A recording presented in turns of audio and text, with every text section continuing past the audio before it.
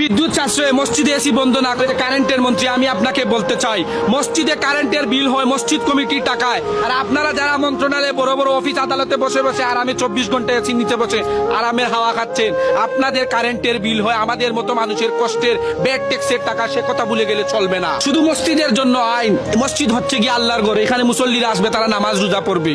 একজন সরকারি কর্মচারী আমলা তারাও মন্ত্রীদের ঘর বাড়িতে 10টা 12টা করে এসি থাকে।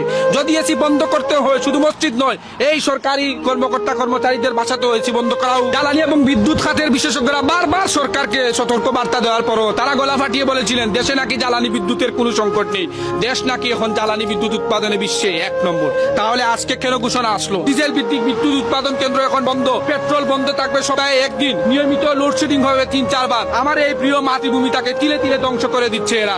এর বিচার ইনশাল্লাহ একদিন হবে। বাসা বাড়ি নয়, দোকান শোরুম নয়, অফিস আদালত নয়, শুধু মসজিদের মধ্যেই এসি বন্ধ করতে হবে। মসজিদে 5 ওয়াক্ত নামাজ করতে সময় লাগে মাত্র আপনার 2 ঘন্টা। এই সরকারি কর্মকর্তারা আমলারা এই তাদের শরীরের মধ্যে চর্বি জমে গেছে, এদের এসি বন্ধ করে দেওয়া হোক। তাহলে এরা বুঝতে পারবে আমাদের মতো খেটে খাওয়া মানুষরা কত কষ্টে দিন যাপন করছে। আজকে যখন দেশের রিজার্ভের মধ্যে টান পড়েছে, সরকার বিদ্যুৎ উৎপাদনে ব্যর্থ হচ্ছে, তখন দোষ দেওয়া হচ্ছে মসজিদের মুসল্লিদের এসির উপরে, হুজুরদের উপরে। Party centre, DJ centre, luxurious hotel, office আদালতে তো 24 ঘন্টা এসি চলে, সেইখানে আপনাদের কোনো সমস্যা হয় না। আর আল্লাহর ঘর মসজিদের মধ্যে মুসল্লিরা বসে 2 রাকাত নামাজ শান্তিতে তারা আদায় করবে, সেইখানে আপনাদের যত মাথা ব্যথা শুরু হয়ে যায়। আপনি আওয়ামী লীগ করেন, বিএনপি করেন, আমার কোনো মাথা ব্যথা নাই।